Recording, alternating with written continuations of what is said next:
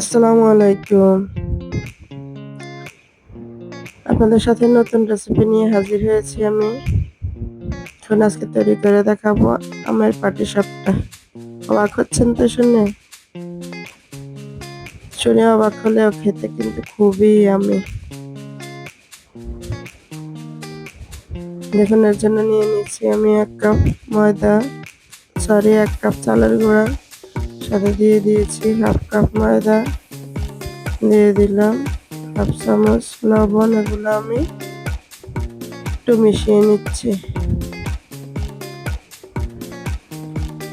এরপরে দিয়ে দিব আগে থেকে জাল করে রাখা খেজুরের গুড়, দিয়ে দিচ্ছি আমি মিষ্টির জন্য।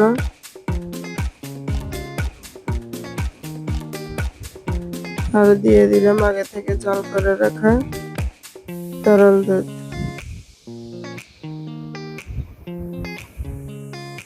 এটা দিয়ে আমি ডোটা তৈরি করে নিচ্ছি। পাটিসাপটার যে ডোটা তৈরি হবে এর সাথে আমি দিয়ে দিব আমের পিউরি। কিছুটা আমের পিউরি এর সাথে মিক্স করে দিব।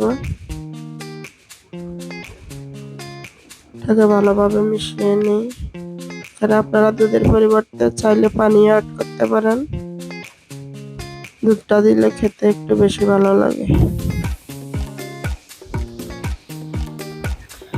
তারপরে দিয়ে দিচ্ছি কিছুটা আমের পিউরি আমি আগে থেকে রেডি করে রেখেছিলাম।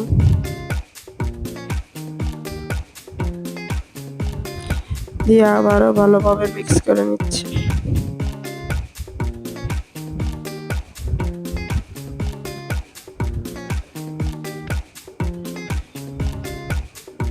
পাটিসাপটা পিঠার ঘনত্বটা যেমন হয় ঠিক ওরকমই হবে।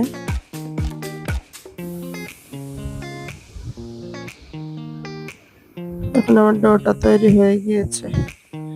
এখন আমি চুলে একটা প্যান বসিয়ে দিয়েছি, দিয়ে দিলাম 2 টেবিল চামচ সুজি। আমি আগে হালকা ভেজে নিব।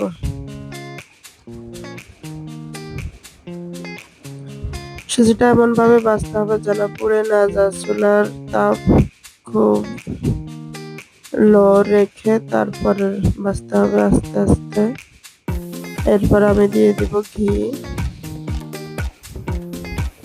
সুজিটা মোটামুটি ভাজা হয়ে আসলে আমি ঘি অ্যাড করব। ঘিয়ের মধ্যে আরো কিছুক্ষণ ভেজে নেব।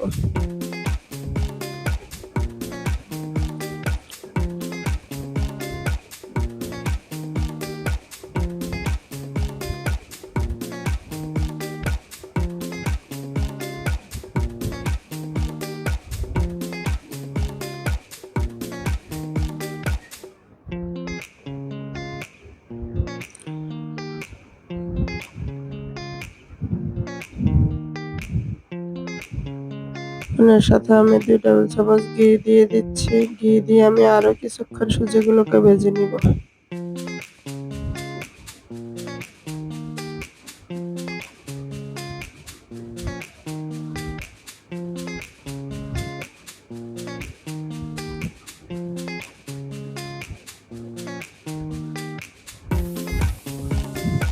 ঘি ভাজার পর স্মেলটা এত সুন্দর আসে, কি বলবো। খেতেও খুবই ভালো লাগে। দেখুন ঘিয়ের মধ্যে আমার সুজিগুলো ভাজা হয়ে গিয়েছে।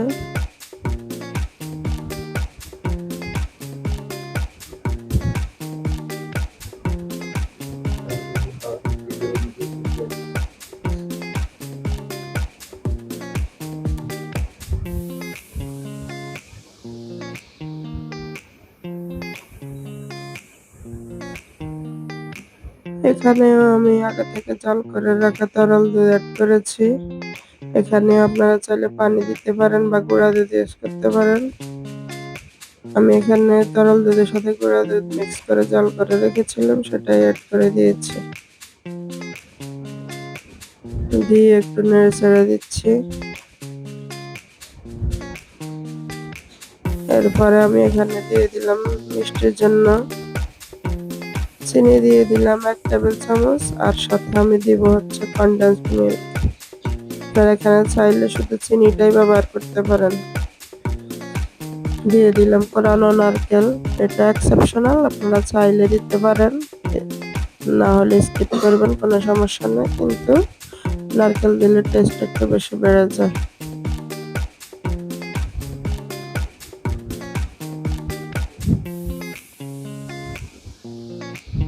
যে কনডেন্সড মিল্ক দিয়ে দিলাম, এজন্য আমি চিনিটা কম ব্যবহার করেছি। দিয়ে দিব সামান্য পরিমাণ লবণ। হালকা লবণ দিলে মিষ্টিটা ব্যালেন্স হবে, জন্য 1 চিমটি পরিমাণ লবণ আমি দিয়ে দিচ্ছি এর সাথে।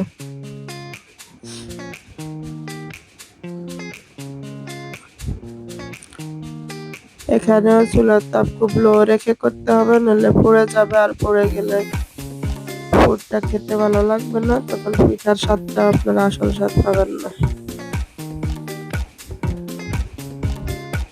অল্প একটু লবণ আমি অ্যাড করে দিয়েছি।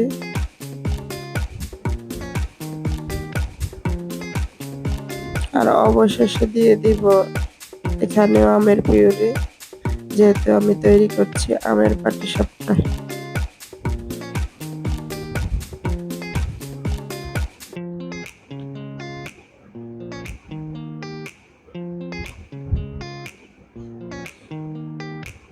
আমের পিউরিটা দেওয়ার পর দেখবেন কালারটা অনেক লোভনীয় হয়েছে। দেখতে যেমন লোভনীয়, আকর্ষণীয়, খেতেও সেম।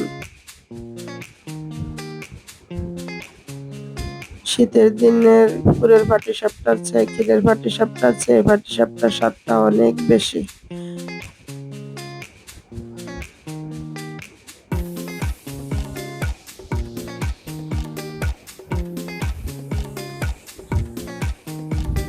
আমার পাটিসাপটার পুরটা প্রায় হয়ে গিয়েছে,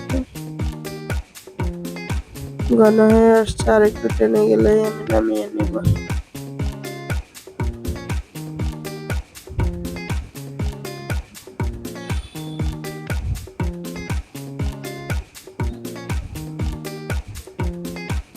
ঘন ঘন নেড়ে ছেড়ে তারপর নামিয়ে নিতে হবে।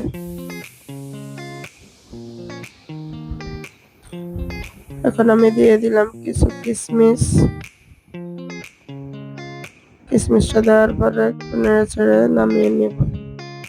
আমি আবার একটু ঘি অ্যাড করে দিলাম।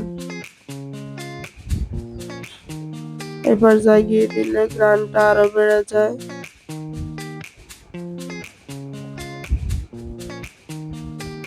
স্বাদ মনে হয় যে দ্বিগুণ হয়ে যায়।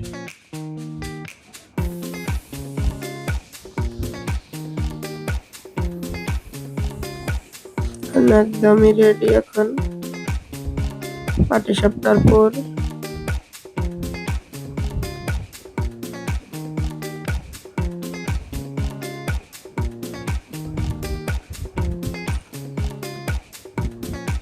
এখন আমি পাটিসাপটা তৈরির জন্য প্যানে হালকা একটু তেল ব্রাশ করে নিয়েছি।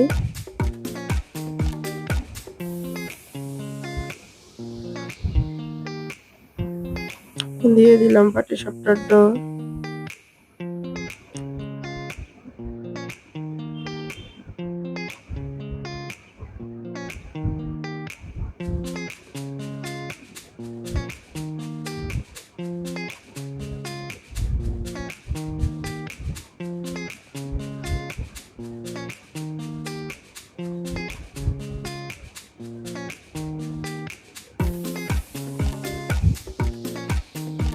এখন আমি এর মাঝে আমের পুরটা দিয়ে দিব, দিয়ে পাটিসাপটার ভাঁজ যেভাবে দিয়ে এভাবে দিয়ে তৈরি করে তুলব।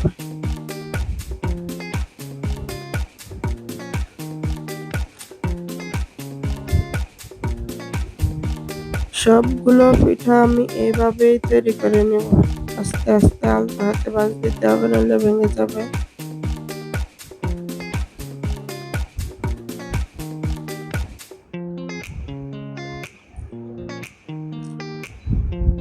দেখুন সবগুলো পিঠা আমি একইভাবে তৈরি করে নিয়েছি। এখন আমি আপনাদেরকে কেটে দেখাচ্ছি পিঠাটা আসলে কেমন হয়েছে। দেখুন, আমার কাছে তো খেতে খুবই মজা লেগেছে। আশা করছি আপনাদের কাছেও ভালো লাগবে। ভিডিওটি ভালো লাগলে বেশি করে লাইক, কমেন্ট, শেয়ার করবেন। বাসায় অবশ্যই ট্রাই করবেন। আজকে আর কথা বাড়াচ্ছি না। আল্লাহ হাফেজ। আসসালামু আলাইকুম।